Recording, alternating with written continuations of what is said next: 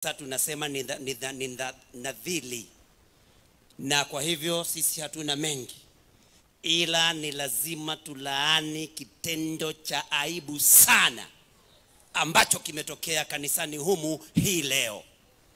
Na mimi nataka niambie rais wetu kwa heshima sana kwamba watu walichomeka katika kanisa kule kwenu Kiambaa. Watoto wetu wameuawa, watoto wa Gen Z. Umefuta wale waliokusaidia kupata urais wakiongozwa na Rigathi Gachagua, Ndende Nyoro, Mithika Linturi, Moses Kuria na mengine mengi. Yale yote unaona kama tunataka kuamini Mungu amekusamehe, lakini kwa kitendo kilichofanyika kanisani hii leo, ikiwa ulihusika wewe na Gavana Sakaja, nataka nitangaze katika jina la Yesu, uongozi wenu Mungu amesema mene mene tekeli,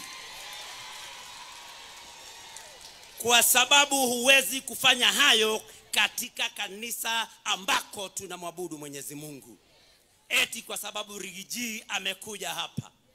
Pili, nimwambie Rais Ruto ajione vile sasa kwamba wanasiasa hata wakongwe wanaangalia na kusoma kutoka kwa Rigiji.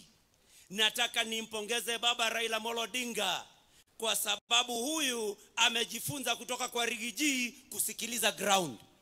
Alisikiliza Kisii, alienda pale akaambiwa Ruto must go, baba akajua kumbe huku ndiko kusikiliza ground. Wiki iliyofuata hakuja na Ruto Nairobi. Sasa nataka niambie Ruto, ujifunze kwa Rigiji. Umekuja mlimani, Rigiji hajasema lolote, amekupa amani, hatujakuvuruga.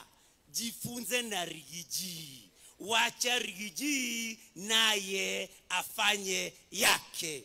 Nataka nimalizie hapo kwa sababu mchungaji, kwa sababu unajua mimi nimechaguliwa kuwakilisha kaunti nzima ambayo inamuunga mkono Rigiji.